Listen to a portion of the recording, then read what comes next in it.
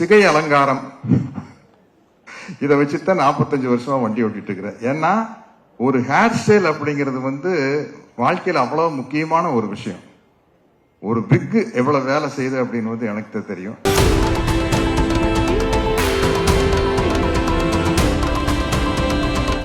இன்னைக்கு எங்க போனாலும் என்னுடைய அன்பு நண்பர் விஜயகாந்த பத்தி பேசல அந்த வானத்தை போல மனம் படைச்ச நல்லவனே அப்படிங்கிற ஒரு பாட்டு தான் ஞாபகம் வருது எல்லாத்துக்கும். அந்த பாட்டு அவர் விக்கியோட அப்பா அவங்க தயாரிச்சு சின்ன கவுண்டர் படத்துல வந்த பாட்டு. அதுதான் இன்னைக்கு வரைக்கும் அவர் விஜயகாந்த் சாருக்கு நிலைச்சு நிக்குது.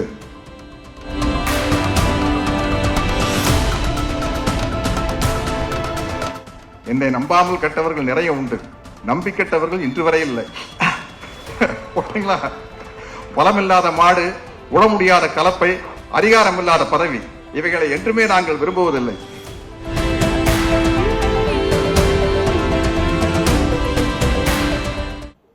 நான் இந்த 45 வருஷமா சினிமாவில் இருக்கிறது காரணம் இந்த சிங்கப்பூர் சலூனுடைய முக்கியத்துவம் என்னன்னு எனக்கு தெரியும்.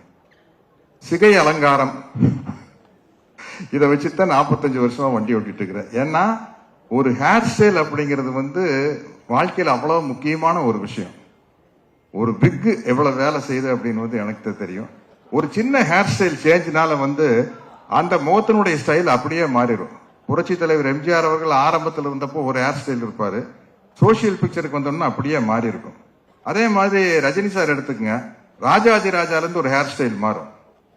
விஜயகாந்த் சாருக்கு அதே மாதிரி தான். அம்மன் கோயில் கடற்கால பீரியட்ல ஒரு ஹேர் ஸ்டைல் இருப்பாரு, அதுக்கப்புறம் வேற ஒரு ஹேர் ஸ்டைல் வரும்போது அந்த லுக்கே டோட்டலா மாறுச்சு. ராஜாதி ராஜாலே பின்னாடி விஜயகாந்த் சார் ஒரு ஹேர் ஸ்டைலை மாற்றும் போது அந்த லுக்கே அப்படியே மாறுச்சு.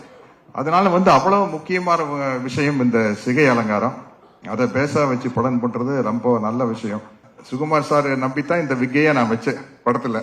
டைரக்டரி சுகுமார் சாரையும் வச்சு, சார் இது தெரியுமில்ல சார், தெரியாம பாத்துங்க சார் விக்கு மாதிரி. ஏன்னா இப்படி ஒரு விக்கு செய்யறது ஈஸி. இந்த படத்துல பாருங்க, நடுவுல டென்சிட்டி ரொம்ப கம்மியா இருக்கும்.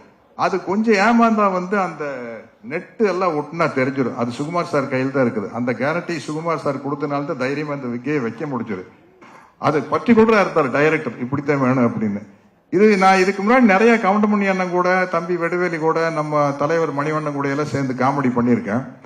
பட் நானே தனியா ஒத்தையா ஒரு காமெடி பண்ணி நடிச்சதுன்னா அது இந்த படமா தான் இருக்கும். கிட்டத்தட்ட ஒரு இன்டர்வல் சீன் திருவிளையாடல் நாகேஷ் சார் மாதிரி, ஐயோ தனியா புலவை விட்டு விட்டானே அப்படிங்கிற அளவுக்கு நம்மளே பேசி நடிக்கிற மாதிரி ஒரு சீன். அதை தைரியமா எனக்கு இப்படி ஒரு கேரக்டர் கொடுத்த டைரக்டர் கோகுல் சாருக்கு என்னுடைய மிகப்பெரிய நன்றி தெரிவிச்சுக்கிறேன்.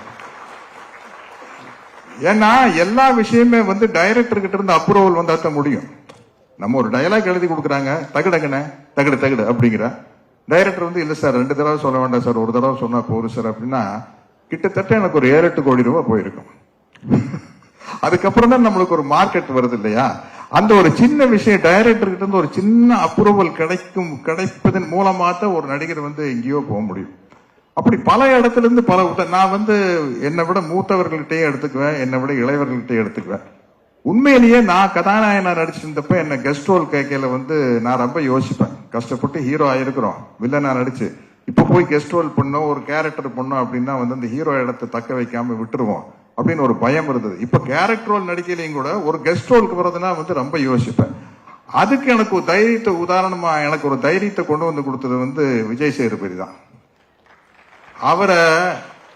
அவருக்கு அந்த மக்கள் செல்வன் அப்படிங்கிற பொருத்தம் ரொம்ப ரொம்ப பொருத்தம். அவர் அந்த அளவுக்கு எவ்வளவு பேர் ரசிகர்கள் வந்தாலும் சளைக்காம அவங்களோட போட்டோ எடுத்து முத்தம் கொடுத்து, அதைத்தான ரசிகர்கள் நம்ம கிட்ட எதிர்பார்க்கிறாங்க இல்லைங்களா?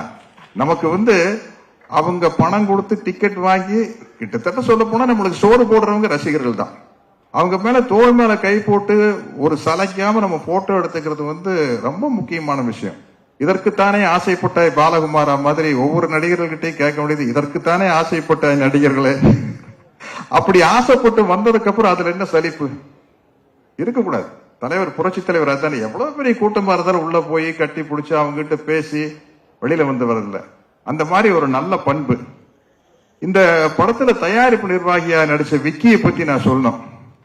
இன்னைக்கு எங்க போனாலும் என்னுடைய அன்பு நண்பர் விஜயகாந்த பத்தி பேசல அந்த வானத்தை போல மனம் படைச்ச நல்லவனே அப்படிங்கிற ஒரு பாட்டு தான் ஞாபகம் வருது எல்லாத்துக்கும்.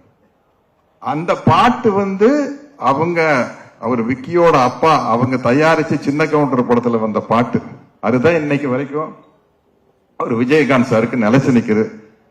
அது மாதிரி அனைவருமே வந்து ஒரு நடிகரா இருக்கலாம், சம்பாதிக்கலாம், ஆனா வந்து ஒரு நல்ல மனிதனாக வாழ வேண்டும். இந்த சிங்கப்பூர் சரவணன் வந்து நான் ரொம்ப எதிர்பார்த்துட்டு இருக்கிறேன். கிட்டத்தட்ட நான் முதல் படத்தில் நடிச்ச மாதிரி எதிர்பார்த்துட்டு இருக்கிறேன். ஏன்னா எனக்கு இன்னொரு கதவு திறக்கப்படும். ஒரு காமெடி ஆக்டர் அப்படிங்கிற ஒரு கதவு திறக்கப்படும். எப்படி மனோரமா ஆட்சி வந்து காமெடியா நடிச்சிட்டு இருந்து கீழே சின்ன கவுண்டர் மாதிரி படங்கள் வந்ததுக்கு அப்புறம், சின்ன தம்பி மாதிரி படங்கள் வந்ததுக்கு அப்புறம் ஒரு குணச்சித்திர நடிகை அப்படிங்கிற ஒரு கதவு திறக்கப்பட்டது இல்ல. ஒரு நடிகனுக்கு எப்பவுமே கதவுகள் திறக்கப்படணும். அது மாதிரி ஒரு சத்யராஜ்னா ஒரு கட்டப்பா அப்படிங்கிற ஒரு கதவு திறக்கப்படுது. இந்த படத்துல வந்த சக்கரபாணிங்கிற கேரக்டர்னால இன்னொரு கதவு திறக்கப்படும். அந்த கதவை திறந்தது காரணமானவர் நம்ம இயக்குனர் கோகுல் தான். அவருக்கு என்னுடைய நன்றி சொல்லிக்கிறேன். நம்ம 2 பேரும் மிமிக்ரி வேற எங்கேயாச்சும் வச்சுக்கலாம். நிறைய பேர் பேசணும். எல்லாருமே வந்து புரட்சி தலைவருடைய துப்பாக்கி சூட்டுக்கு அப்புறம் வர வாய்ஸில் தான் பேசுவாங்க. நானும் ரோபோ சங்கர் தான் அவருடைய பழைய ஒரிஜினல் வாய்ஸில் பேசுவோம். அந்த காம்படிஷன் எங்களுக்குள்ள நடந்துகிட்டே இருக்கு. என்னை நம்பாமல் கெட்டவர்கள் நிறைய உண்டு, நம்பி கெட்டவர்கள் இன்று வரை இல்லை. ஓகேங்களா? பலமில்லாத மாடு, உட முடியாத கலப்பை, அதிகாரம் இல்லாத பதவி, இவைகளை என்றுமே நாங்கள் விரும்புவதில்லை. ஓகே தானே?